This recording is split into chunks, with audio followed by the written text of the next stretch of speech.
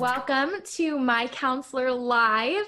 I'm Tori, and I'm here for My Counselor Online with licensed therapist Josh Spurlock for our Wednesday Q&A. Super excited to be here with you guys to interact virtually over this live, and we just can't wait to answer all of your questions. So first off, I just want to introduce Josh. For those of you who don't know him, Josh, how are you doing today? Tell us a little bit about yourself and what we're going to be doing today. Yeah, I'm good. I just coming off of a few days of doing some training with another therapist on our team, and just feeling really excited about the things learned and the opportunity to bring that back to my clients and back to our team. So yeah, I'm feeling really good. Awesome. Awesome. Well, I'm so happy that you have blocked out the time today to sit down with me to answer questions that I have, questions that our audience has. Guys, welcome. And if you think of any questions along the way in this live, feel free to comment them below, or if you'd rather just inbox them to us, that is totally fine.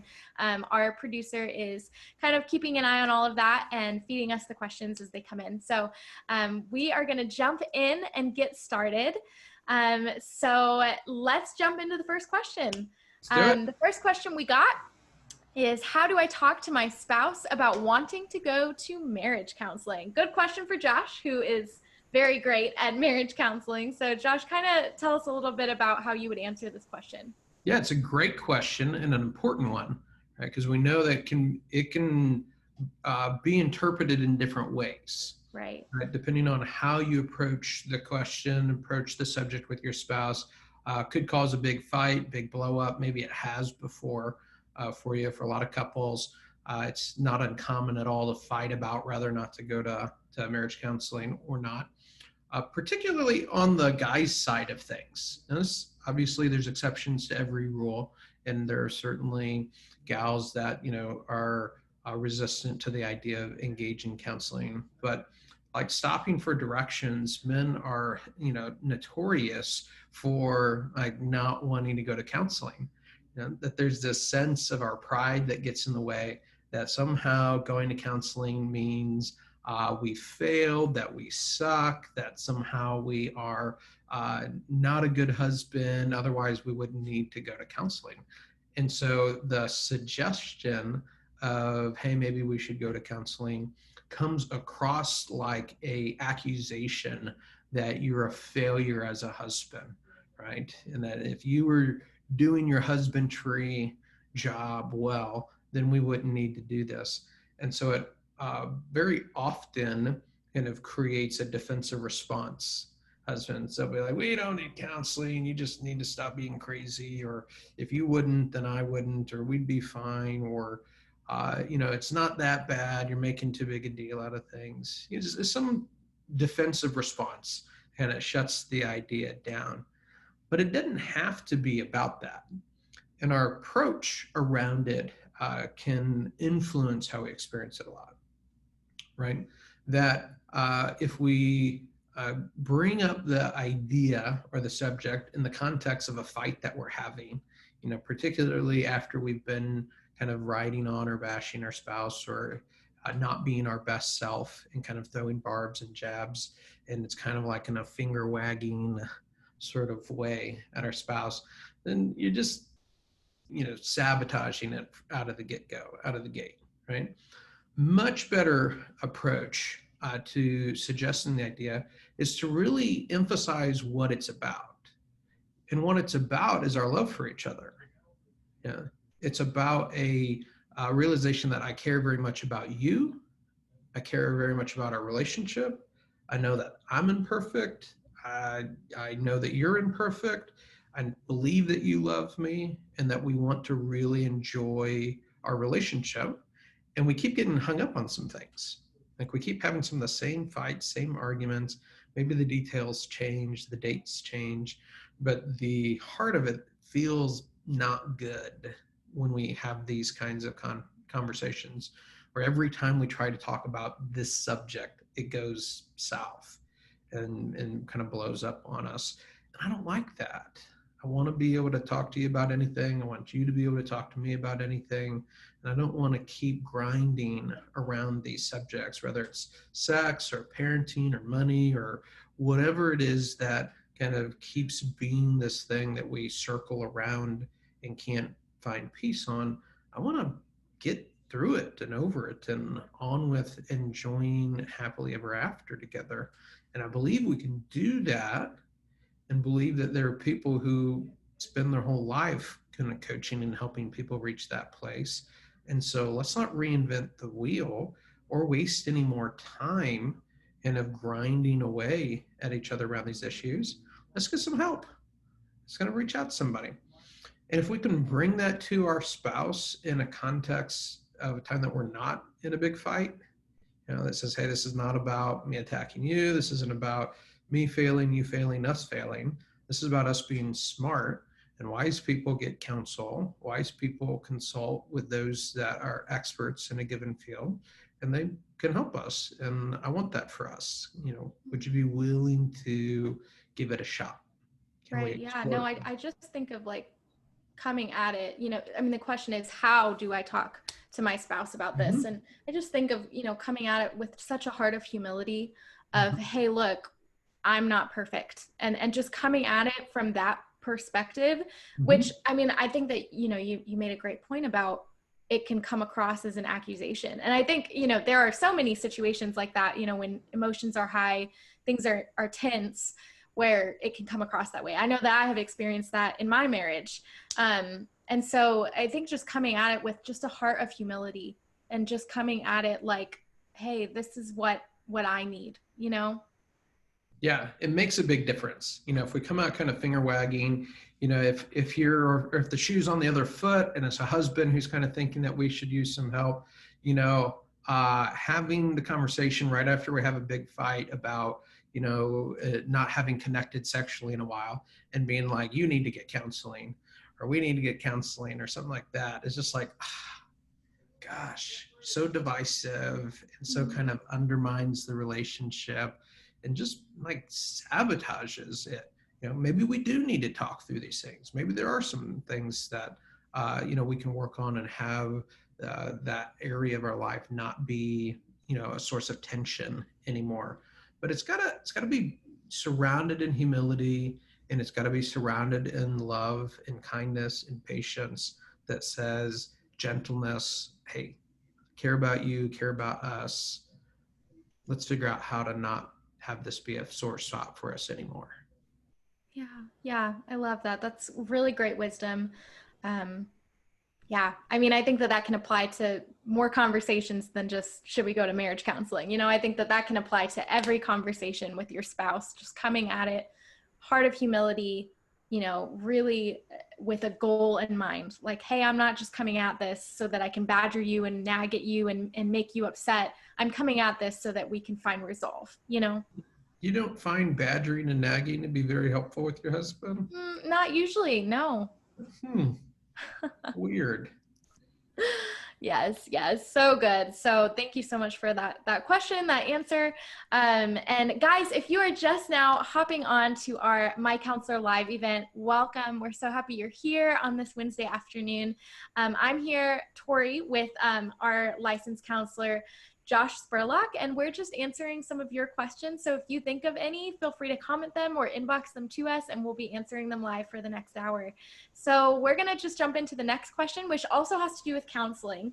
The question is, what is the difference between Christian counseling and regular counseling? And do I have to be a Christian to go to Christian counseling? So that's kind of a loaded question. I'll let you take it away. Yeah, that's a great question. Like what exactly that is Christian counseling? What does it mean? Do I need to be a Christian? Is it like going to church, or what exactly is it? So the first thing you need to know about Christian counseling is that there isn't a universally accepted definition for Christian counseling. And so it actually can mean different things depending on who you're talking to, right? It's kind of like saying, if we want to use a spiritual kind of example, that is saying, what's it like to go to church? that there's a lot of different kinds of churches, and there's a lot of different ways church is done. And so depending on which building you walk into, you might have a very different experience, kind of one church to the next, or hear a very different kind of message from one pulpit to the next. And just like there's good, bad, and ugly preachers, there's good, bad, and ugly counselors. And so there's not like a one definition, this is what it's going to be like everywhere you go, whoever you talk to. So you need to understand that a little bit. So it's helpful to maybe have a little bit more description and some more around the definition. So there are folks that consider Christian counseling to be really synonymous with like pastoral counseling. That is a minister or pastor kind of opening up the Bible and saying, here's what the Bible says about this subject matter. And that's kind of what we think of as pastoral counseling or biblical counseling. That's really an exposition of the Bible as it applies to specific situations in a person's life.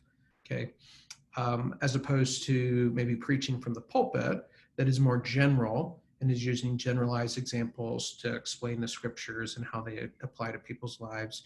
Biblical counseling would be really specific and with a specific person or situation and applying the scriptures in that situation. On the other end of the spectrum, you have folks who are trained as therapists in secular training institutions.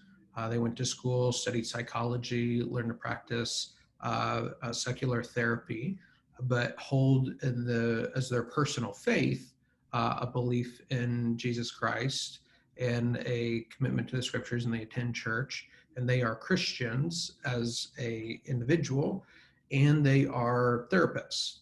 And so they, in their minds and in their hearts, kind of hold those things separately a little bit.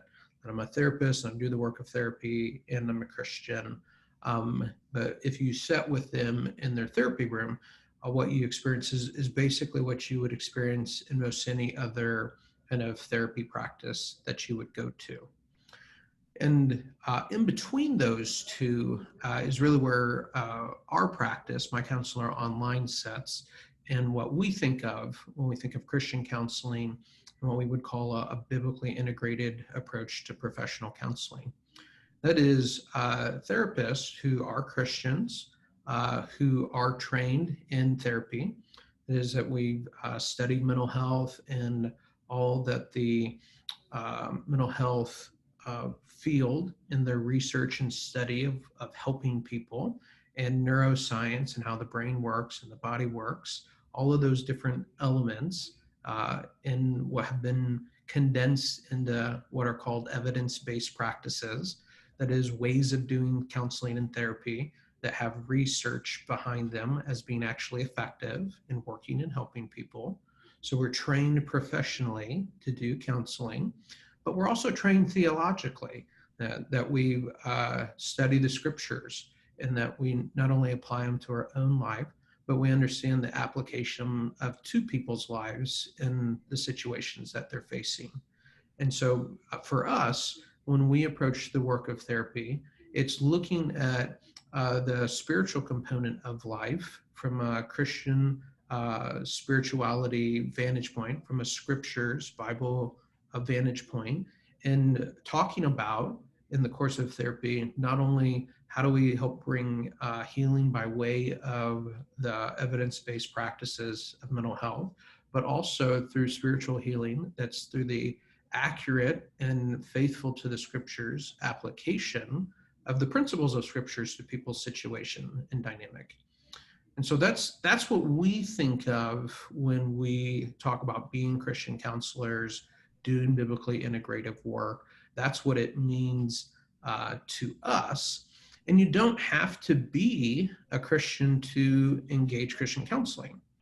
That sometimes we have clients that come to us, and we're explicitly a Christian counseling practice. It's part of our informed consent that we don't pretend like we can be value neutral, and that who we are as persons don't influence the way we show up in therapy. We just say, we're believers, we're Christians, we're committed to scriptures. That shapes how we think about life, influences how we do therapy.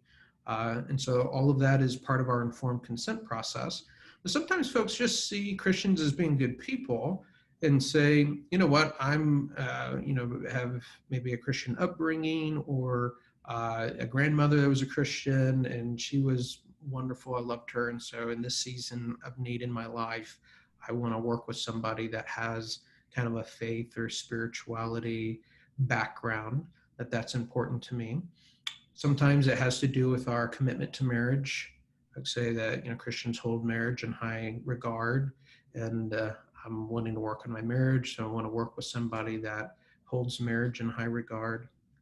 Sometimes it's for reasons other than that the person coming would call themselves a Christian or consider themselves a Christian, but for whatever reason they want to engage in counseling with Christian and Christian counseling.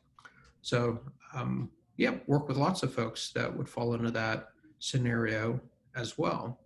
So yeah, Tori, those are kind of the different things that fall under the umbrella of Christian counseling, and how we think through the differences between those. Yeah. I will say, you know, have experienced counseling sessions with both, with, a Christian counselor and with, people in secular practices. And, I wouldn't say that either, was like worse or better or anything like that. I think the difference for me was that with the Christian counseling, you got this whole spiritual aspect of it that was so important and pivotal for me mentally as well, just to be able to have that voice to speak, to let the Holy Spirit speak through them to me, I think Totally. was really, really pivotal for me. Absolutely. Which is, again, what a lot of folks are looking for. They want to know that the Holy Spirit's invited into the room and then is at work in the therapist, and that the therapist is dependent on the work of the Holy Spirit in leading and directing through the session. And they don't want to end up with a secular therapist that is maybe even antagonistic to their faith. And sometimes in the secular counseling realm, that can happen. That folks that kind of see they're maybe atheistic in their framework and see faith and spirituality as being a crutch or something that's maybe even harmful to the client.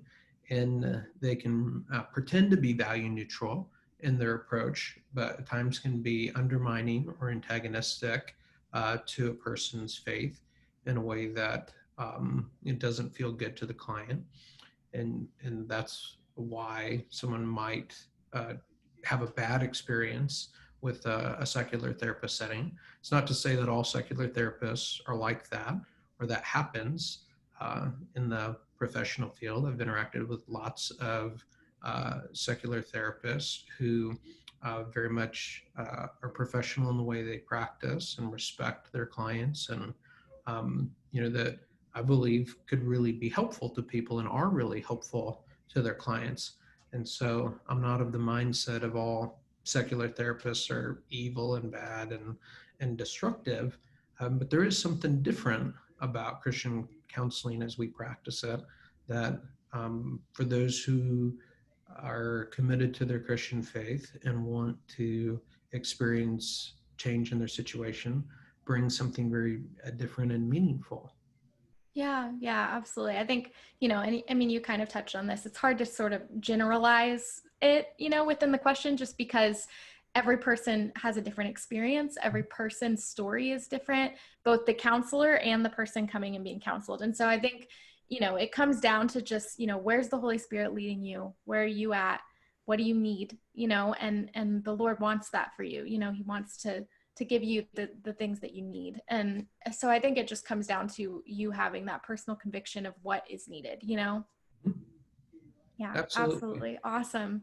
Well, thank you so much for answering that one. That was awesome. And we got another question that I think is a pretty touchy subject, but I'm excited to hear your thoughts on it. This person said, how can I enforce boundaries with family members who don't respect them? Mm. Yeah, that's a great question. Yeah. That every single one of us has to navigate that at one point or another, right? Because there's just all sorts of people out there. Some of them don't respect our personal boundaries.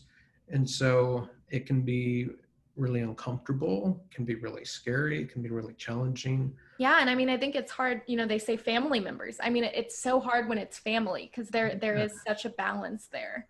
Yeah, people that you love, right? Yeah. People that you care about, people that you want to have relationship with, and yet there's some tension that's there.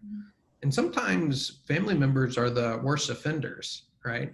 That they maybe feel entitled to have a voice or a say where they're not invited, or rather they can kind of butt their nose in and feel like, well, I'm family, and so I have the right to put my 2 cents in, whether it's invited or not. And so the it's important to begin with an understanding of boundaries. That boundaries are really about self control. Right? The boundaries are not about other control. So sometimes when we're thinking about how do I make a person stop this, or how do I make a person do that, I want them to respect my boundaries. And something inside my little therapist heart cringes a little bit when I hear the question phrased like that, because it communicates a little bit of a misunderstanding about how boundaries work and what boundaries are. That at their most basic level, boundaries are about yes and no. It's a great word picture for it is the front door on your house, right? That if you had no door on your house, just walls, you'd have a bit of a prison. You'd be trapped inside, and good things couldn't get in, bad things couldn't get out, and we'd kind of be stuck where we're at. And that's a picture of what we call rigid boundaries, right? That our boundaries are too rigid, they're inflexible, they're not permeable, that is, things can't come and go. They're kind of walls, not helpful, right? The other end of the spectrum is like a house with no door on it, right? That anything can come and go, that bad things can come in, harmful things can come in and be destructive. It's not safe, it's dangerous, can be overwhelming to if your house didn't have a front door on it. But a good, healthy house that has a front door, which allows you to use a yes and a no and make decisions about what you let in and what you don't let in, what you say no to. And it creates a nice, clear understanding of what's yours, and what's your responsibility, and what's inside your house, what's in your yard is yours and your responsibility, and what's not in your house and not in your yard is not your responsibility. So boundaries help us tell the difference between what's mine and what's not mine, and help me use my yes and no in a way that place limits on others. Doesn't necessarily eliminate their impact on our life, but it can place limits and say no to things that are not okay. So it's self-control. It's an important starting place to understand, because when we're talking about family, we have to think about, okay, so if boundaries are about self-control, then what do I have control over? What is in my yard? Then my words, my actions, my choices, those are in my yard. So if I go to Thanksgiving dinner and Uncle Ed is obnoxious and is rude and says and does things that are hurtful towards me, do I have the ability to control Uncle Ed? I don't. I can't make his choices for him. I can't make him be a good boy. I can't make him be respectful or do what he should do in situation. What can I do? What do I have control over? Well, I can be aware of how I'm impacted. That's inside of me. I can use my words to share with Uncle Ed how his actions and choices impact me. say that doesn't feel good. I don't like that. That's not fun for me. And that I can express my wishes or wants. Wish you would stop that. I'd like for you to stop that. I can communicate a boundary, which is different than a wish or want, right? Because a wish or want is just, I hope you do this, I wish you would do this, but it falls short of communicating what I'm going to do if that doesn't happen, right? Which is really where clear boundaries are communicated that says, hey, this doesn't feel good to me. I can't be around this. If you're going to continue this, I'm going to have to exit. I'm going to have to leave the space. I can't control you, but I can control me, and I can control whether or not I'm around you. And I can make the choice not to put myself in position of that, which is really key. Like sometimes we can be standing underneath a sewage dump. You can imagine this little sewage pipe hovering over your head, dumping sewage on your head, and be like, I don't like this. Stop it. I want you to stop asserting a boundary. I want you to not dump sewage on my head. But we just stand there under it, right? And we may not have the ability to turn off the sewage pump, but we can move out from underneath it. Yeah. And that's something we have control over. So we got to think about, what do you have control over, Tori? What can you do? What are your choices in the situation? And how can you use them, use your yes and use your no in order to navigate those relational situations? Yeah. The sewage pipe is a very good analogy. Because yeah, I mean, I maybe don't have control of the sewage coming out of it, of what's coming out of it, of Mm-hmm. where it's falling, but I can move. And yeah, I mean, I think it just comes down to knowing what you are in control over. Yeah, absolutely. And And making that can be choices, hard. yeah, making choices to respect the value that God's placed in you, Yeah. right? That scriptures talk about us guarding our heart, right? And there's this sense that God has given us responsibility over us. He's given us a limited autonomy over our life and the choices that we make and what we do. And so to exercise our autonomy to guard the precious value that God has entrusted in us. I mean, the cross is a message about how valuable our King sees us, our Creator, that He would come and that He would redeem us in order to restore us in relationship to Him. That God so loved that He so valued the world, right? That He came in the flesh to make that exchange. And so for us to not recognize the value that God created in us, the image of God reflected in us, and to guard that and to protect that is really not to fulfill our responsibility that God has given us over our own heart and our own life. Right. And I think another layer to that can just be heartbreaking is when you feel like your family member doesn't see that. And Yeah, and I think, there's a lot of I mean, grief. I'm sure people have experienced that. I've experienced that in my own life where, if those boundaries are crossed, maybe they're not intending to say that you don't have value, like I'm not going to respect your value, but you're taking it as they don't see me as worthy and valuable of being respected, which Yeah, can be really, really difficult. absolutely. There's a lot of grief that comes with that, Mm.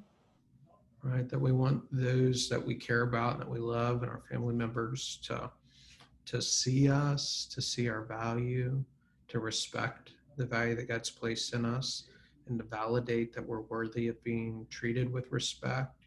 Mm. And it really hurts for those that we care about, those that we're close to not treat us as valuable and worthy of respect. It's Yeah. very Yeah. painful. Absolutely. But yeah, like you said, it comes down to just knowing your value, knowing what you are in control over, and just setting those boundaries that you can control. Yeah. And it's also, another piece that's related to that, that a lot of times maybe we don't realize is part of the equation, is it's one thing to know that you need to set boundaries in a relationship with family. It's another thing to be able to do it, Mm. right? Those are two two entirely different things. Right. And there's lots of folks that are like, hey, this doesn't feel good. Something's not right here. I want to say no to this. I want to change. And yet they don't feel able to. They kind of know what they need to do, but they don't feel able to do it. And one of the keys to being able to do what it is that you need to do is really having the emotional support necessary to do that, right? That every one of us is designed for relationship.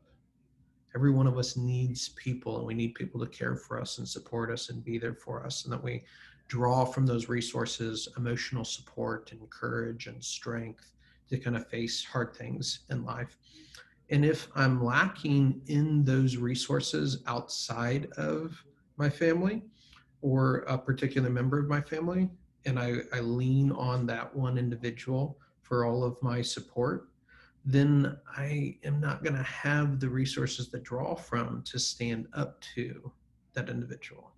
That really the relational and emotional support that we have from other healthy people and healthy attachments in our life give us the internal strength that we need in order to actually do what it is we need to do. So if you find yourself not able to do something, not able to establish the boundaries that kind of like in your head would be helpful for you to do, maybe that's because you don't have the relational and emotional resources in your life to give you the strength to actually be able to do what it is you need to do.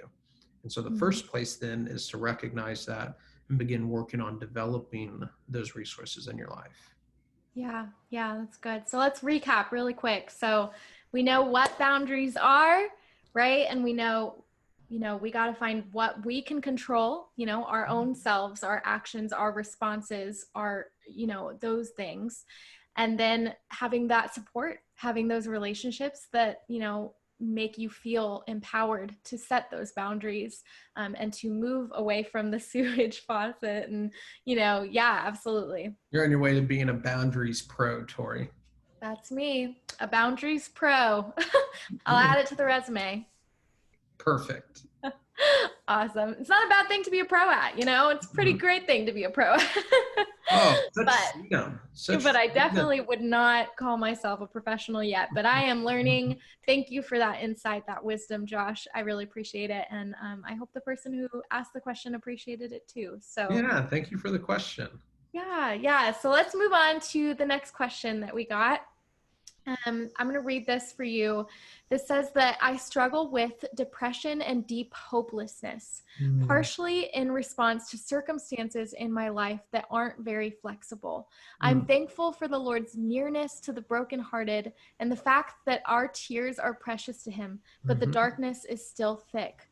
What are your favorite go-to weapons or strategies you'd recommend for those who want to fight for the feeling of hope, even in overwhelming trials? Man, so articulate. I Yeah. appreciate the question. It's a powerful question and one that so many people can relate to. You know, all of us have at one time or another in our life been in a very dark place and felt discouraged and hopeless and overwhelmed. And for sure that others are watching this and hearing this are experiencing the same thing. And so I really appreciate the courage in putting words to what many kind of watchers are experiencing and can identify with and connect with. One of the key components to finding hope and experiencing hope is to recognize the relational component to it. All of life is relational, and part of the one of the powerful drivers for depression and discouragement and hopelessness is from an emotional isolation, kind of a internal isolation, which isn't always an external isolation. Sometimes we can be around people and have people that know us, people that we see, people that we interact with every day, and yet our core is kind of held secret from them.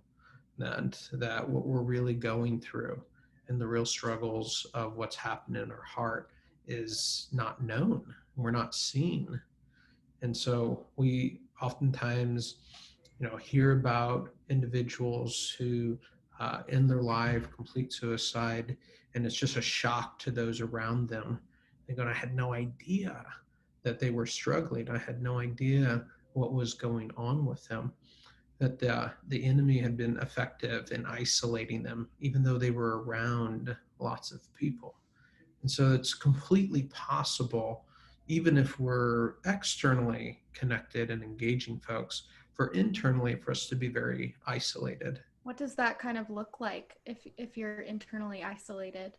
Yeah, so one of the questions that I use to get a feel for how connected or isolated a person is in relationship is, I would say, Tori, if you're sitting in my office and you're kind of talking through some of the struggles and maybe sharing the same thing that you just was in this question with me, I would say, man, I'm curious, who in your life could I call right now? Could I pick up the phone and could ask them, how's Tori doing? And they could really tell me the things that you just shared with me. And that they would say, oh, she's in a hard place. She's really struggling with these pieces. And when we were together, we just kind of sat with that. And she allowed me to bear that with her and hold that heaviness with her. And it's a tough season. And could really tell me about being with you in the midst of that struggle that you're in. And for a lot of folks, as they're sitting on my couch, one of the things that is a common thread is I get this look that says, nobody, Mm. like nobody could you call and really knows what's happening in here. Yeah. And there's this profound aloneness Mm. that's a part of their life and that they're experiencing. Yeah, yeah, I totally hear that. And I mean, I even think I went through a very difficult season last year, and I even think about, at the time I was engaged to my now husband. And at the time I was very isolated in that space. And I remember, going to counseling and really my counselor being the only one who knew all of the things that I was struggling with. And, now I look back and at this time in my life, in this season right now, my husband knows everything and could be that person. But last year he was not. Last year I was in that very isolated internal place. Mm-hmm. Yeah. And it breeds depression and anxiety because as human beings, it's not good for us to be alone. Yeah. Like we see that in Genesis, and we always think about it in the context of marriage. It's not good for man to be alone. And it's totally true. That's a relevant and accurate application of that passage that it's talking about that. But it's bigger than that. And That how as sweet human is beings, God to think of that. well, we think, even within the Godhead, right? Yeah. The reality that God Himself exists within relationship.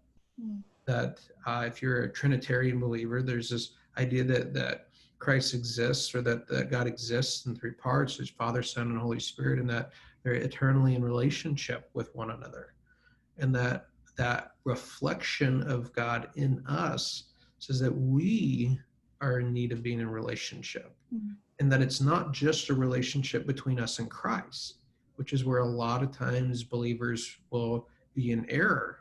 And they're going, well, I spend time in the scriptures and I spend time with God, and so I'm not alone. God is with me. And that's true, and that's great.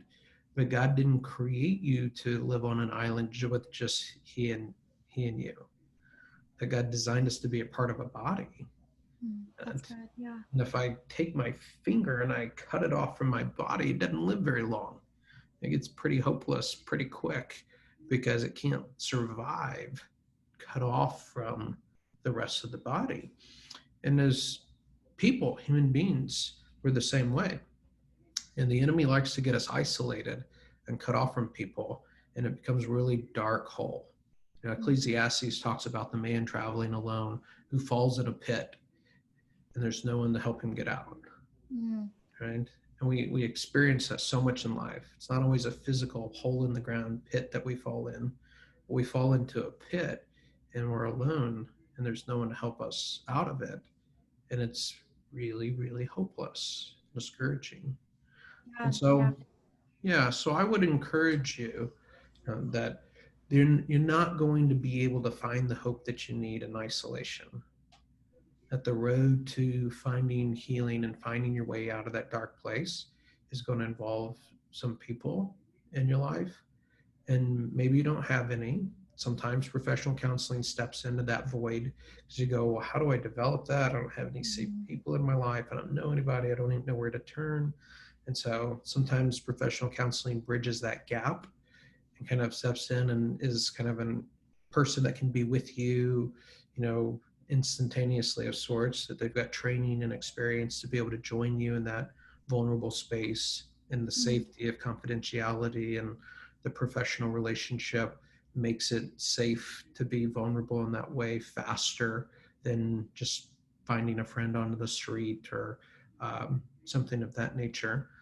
um, but it becomes a not an end in of itself. Professional counseling isn't an end in of itself, but a beginning place for learning how do I create those meaningful relationships that I need in my life outside of the therapy context so that I can have what it is I need to do life together and hold those things and journey through this tough season of my life. Yeah, yeah, that's really good. So that first, that strategy of just finding people, and I even think back to last year, meeting with that counselor, and the more I would talk about it with my counselor, the more that I would express what I was feeling, what I was going through, the easier it was to talk with my fiance about it at the time. The easier it was to open up to him, to open up to a friend, to open up to my mom, to open up to people who Mhm. I trust. The more that I would talk about it, the easier it became. Yeah, absolutely. And that's a great picture of one of the things that comes out of good therapy, good counseling is not that it just ends with the therapist, but that the relationship with the therapist enables you to then be able to connect with others in your life outside of therapy in a deeper way that allows you to really draw in from those relationships the things that you need in order to be healthy. Yeah, absolutely. Awesome. Yeah. Mm. Thank you for the question. Yeah, so articulate, so well said. I think if I had to think of how I would put that kind of feeling, that would be perfect.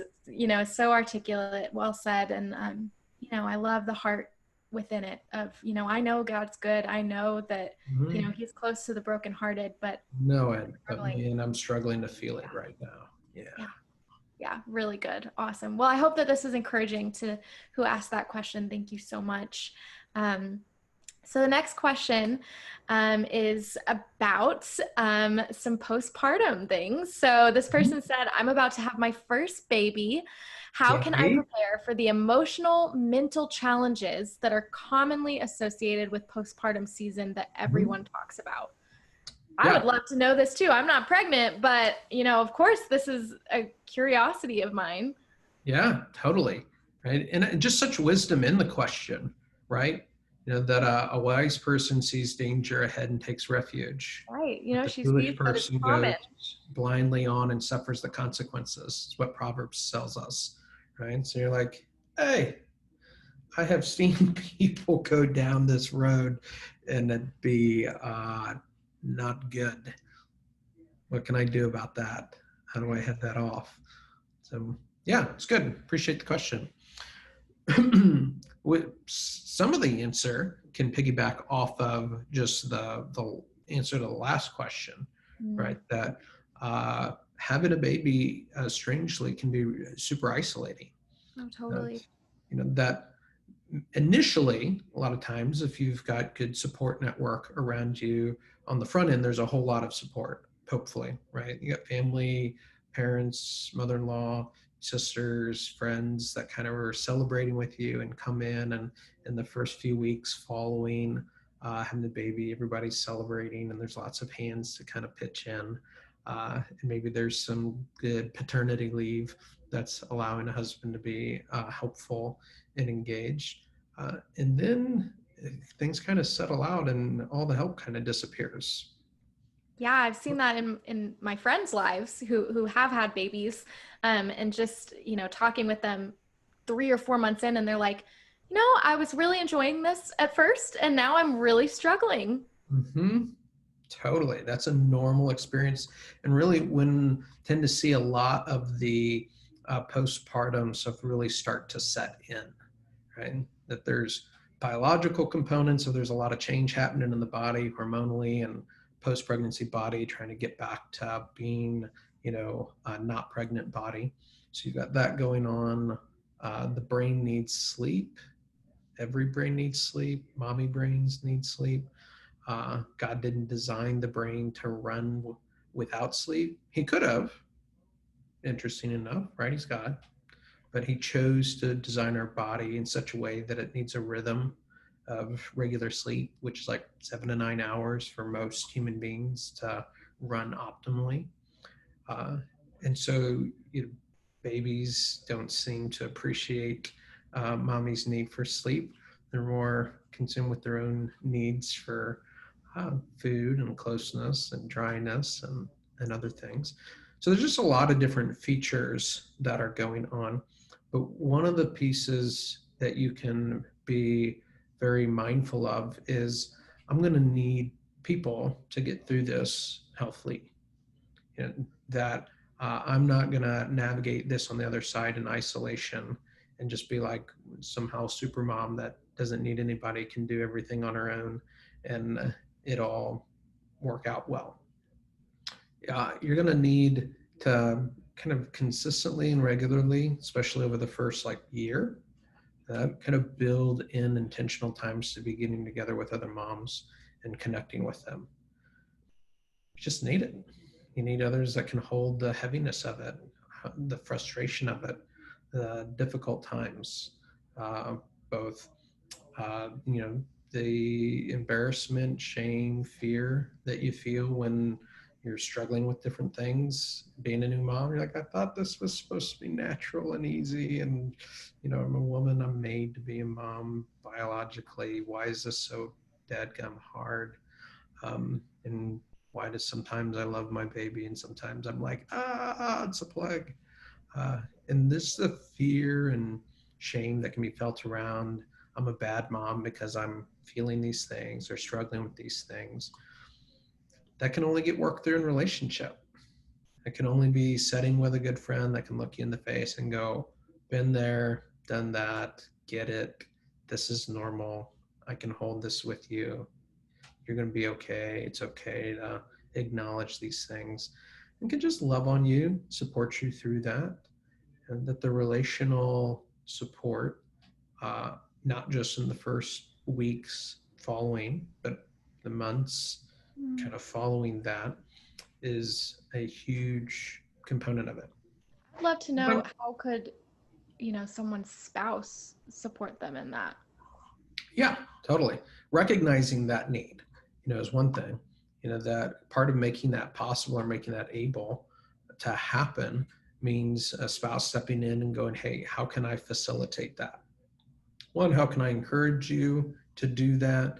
Two, how can I do my part in uh, creating the space for you to do that? How can we pump and I'll have a bottle and you go hang with a friend and kind of engage and have that connection, as well as having just the practical support of being able to create opportunity for afternoon nap and rest, not for the baby, for the mom, and that to be able to rest and restore and be able to engage, just being able to be a friend.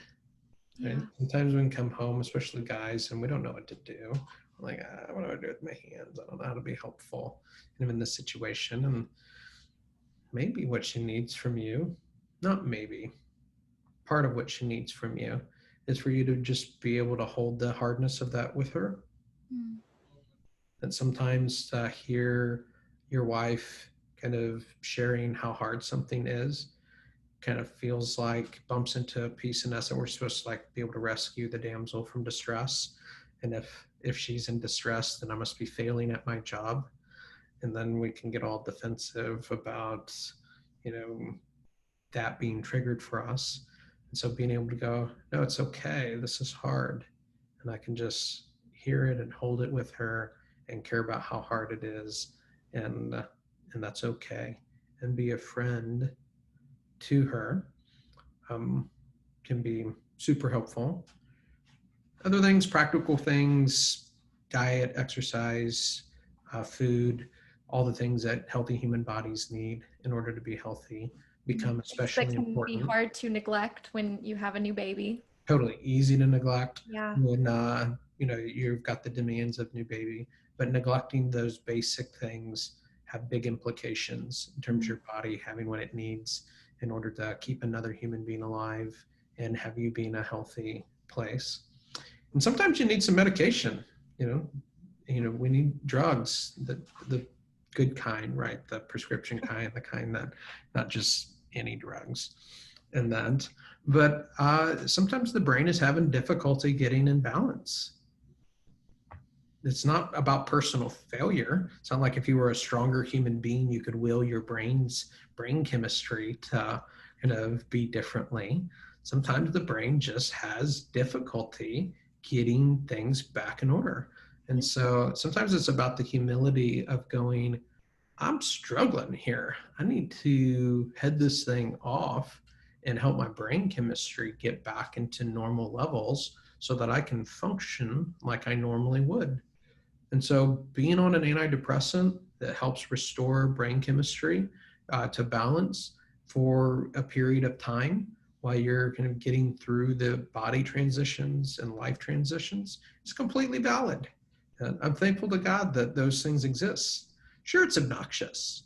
I don't like, when I wore glasses, I didn't like wearing glasses or contacts. It was super annoying. But, I really do like being able to see clearly, and so I'm thankful to God to have those resources available, even though they're obnoxious and I wish I didn't need them. Same thing with an antidepressant or medication. Sure, all of us wish we didn't need any help, but be thankful that they're available and allow that to help you not lose your mind while you're trying to figure out this momming thing. So, Mm-hmm. Yeah. just some Yeah. initial thoughts. Yeah, absolutely. Really, really good. Really good for me to hear, as not a mom yet, but, supporting my friends who are having babies and are moms. And yeah, hopefully this was encouraging to the person who asked this. And, congratulations, because this is Yeah, exciting. that's And, exciting. you are bringing life into the world, and that's amazing. And yes, there are so many challenges, I'm sure, that come with that. But congratulations to you on that. So, we're going to jump into the next question.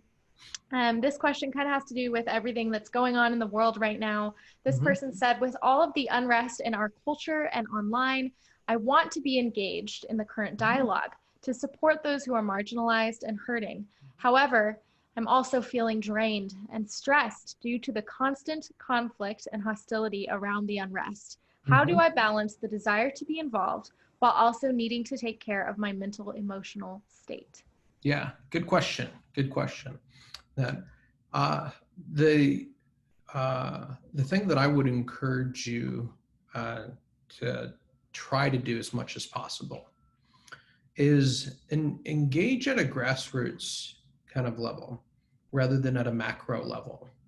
That is, we live in a time in history where we can instantaneously and simultaneously be aware of every trauma that's happening in the world, in every nation, country, state, community at the same time, which Great. wasn't always possible, Yeah. right? That, back before internet age and everything being live and connected simultaneously, you knew what was going on with your friends and your family and in your immediate community. And when those happen to be also the spheres where you can actually engage someone and do something and take action about a given situation. And so you're became aware of and faced with realities that then you can actually do something to engage and be a part of the solution around. One of the difficulties, so there's a lot of advantages too, of having an awareness of everything that's wrong in the world at any given moment, is much of it you're powerless to do anything about. And even if you could do something about any one piece of it, you can't possibly do something about every piece of it. And so there's a lot of just overload and overwhelmingness. And so it's good to be aware at a macro about things that are happening that are bigger than just the little world that you live in. And so I'm not suggesting that people be intentionally naive or cut off or ignore the larger context of what's happening in the world, or that they should ignore things that are in other parts of the world that they do have influence in some way to engage, or other communities. I'm just saying that it is good to be judicious about how much you take in, and that you focus on where you can get hands-on kind of involved, right? And hands-on involved doesn't mean like responding to a Facebook post or retweeting something. Sure, that's good, that's valuable. I'm not downing on that or dissing on that at all, but that's not what I mean.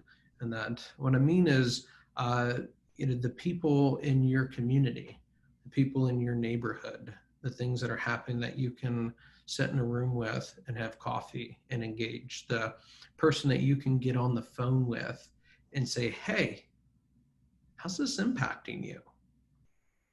What are you going through? What's your response to kind of what's going on in the world around? And rather than it just being kind of a nameless, faceless kind of mass movement thing, get to know the people in your realm and in your circle that are impacted by these things. Have conversations with the people in your family and in your community and in your small group and your faith community, the people that you're in person with, and have that be the majority of your engagement with what's going on, right? Yeah. Rather than having very little actual engagement with the people in your circle and realm, and just a complete flood and a constant barrage of all these things that are coming in from all across the country, all around the world. Again, I'm not saying ignore those things completely. I'm saying that you only need like 15 minutes of scrolling and reading on Facebook to kind of get a gist of what's happening across the world. Spend your efforts and energy and focus on the communities that God has placed you in. Whether again, family, faith community, neighborhood, city that you're in, and figuring out ways that you can engage that in a meaningful way. So that would be kind of how we can focus our energy output onto the things that we can tangibly engage, instead of it being sucked dry and trying to connect with more than we could ever connect with or kind of take in. Right. Yeah, I think overload is a good word for it. That word that you used, just getting very overloaded with Mm-hmm. information, with grief, with Mm-hmm. confusion or shame, and all of these things. And yeah, I think I love the way that you put it. Giving all of your energy to actually, doing something at a macro level, like you mentioned. Our emotions are made for that. Yeah. Right. And just kind of understanding the emotional makeup of how God made us, that all emotion has an action tendency. Yeah, and that's a lot of emotion and energy to hold inside of you if you're Totally. just scrolling for hours, Oh, reading through yeah. everything going on and all of the heartache happening. And it doesn't actually move through to completion Yeah. in any way. Right. So, Right, which just brings on more shame and more confusion, which is where this question comes from, is of like, am I bad? Am I wrong to need emotional mental breaks? right, right. And we need a mental and emotional breaks, but we also need to be able to like do something with what it is that we're experiencing. Yeah. Right. And so if I'm feeling grief and sorrow around an experience, then reaching out and holding that with another person, maybe who's also experiencing the grief and sorrow impact of these things, and us kind of processing that together to a place of completion, can enable ourself to move through that, and it enables the other person to move that through that kind of dyadic or relational co-regulation that we're wired for, right? Whereas if we're just holding it with ourselves, we don't do that. Maybe it's anger, right? Anger is a valid emotion that God's put in us. It is right and God reflective for us to experience anger in the face of injustice and in the face of things that violate the heart and character of God, that we should feel angry about those things. But anger is intended to motivate us to action, right? To have courage and assertiveness to stand up to injustice, to stand up to things that aren't right. Right. And being able to take action on that, that if we're just kind of like setting with that and feeding that and feeding that and scrolling, and that there's no like real engagement or direction to go with that anger. And so figuring out, what would God want me to use this energy that comes from my awareness of the injustice and the violation here? What would he have me channel that into? What's the healthy and appropriate and God honoring expression of that anger in order to really address in the way that I can the injustice that we're seeing and that we're facing? Right? That how can God isn't expecting you to fix everything that's wrong in the world, right? But he has placed you in a particular corner of the world and giving you real opportunity to do things that are meaningful in the kingdom. And he would have you use your time, energy, resources to impact the corner of the world that he's placed you in. And so be prayerful and be attuned to, what is it that the Lord would have me do in response to this? Don't just sit with it, take it in, tweet about it or comment on Facebook about it. Figure out what the Lord would have you do with that and engage it. And as you do so, it allows that emotion to be heard, be understood, and be acted on in a way that processes through it, instead of it just building and bottling in here in a way that's no good for us. Yeah, yeah, absolutely. And I think just seeking the heart of the Father in it, Mm-hmm. not just saying all of these things, all of the different things happening, all of the different words being said, at people or to people or by people, just Mm-hmm. seeking the heart of the Father, just like Mm-hmm. taking a step back and being like, Lord, I know that this grieves your heart. Mm-hmm. Let the Yes. Holy Spirit lead me into the action that I need to take. Mm-hmm. Totally, absolutely. That as we engage that prayerfully and allow the Spirit to lead us into what it is He wants us to do with the things that He's brought to us and in front of us, the Lord is faithful to lead us. James says that He gives wisdom generously to those who ask, that we can count on Him to make clear to us what it is we're supposed to do with the things that are in front of us and that are in the corner of the world that He's placed us in. And it's up to us to then be obedient as the Lord challenges us, calls us, and resources us to do so. Mm, yeah, absolutely. Awesome. Thank you so much for that answer and that question that is timely and important right Mm-hmm. now. So, guys, that is all the questions that we have for this week. I've so enjoyed getting to sit down with you, Josh, and kind of get your wisdom and insight on all of these different topics, the unrest in the world happening right now, struggles with depression, anxiety, all of these different things, seeking counsel. I really appreciate your wisdom on that, and just want to know if you have anything you want to leave us with. Yeah, I just appreciate all those that have taken the time to submit a question over the course of this week or during the live show. That really want to be able to care for you and to be able to speak to the things that you're facing and that are part of the challenges of your world, and in a small way, care for your heart and be there for you. So thank you for allowing us to do so. Yeah, absolutely. If you guys are watching the show, if you have a question for a licensed counselor that you would like to be featured in next week's video, feel free to comment it, to message us, to go to MyCounselor.Online/ask and submit your questions. We love getting to interact with you and engage with you. And we'll see you next week on My Counselor Live. Thanks, Josh, so much. Thank you, Tori. Awesome. Bye, guys.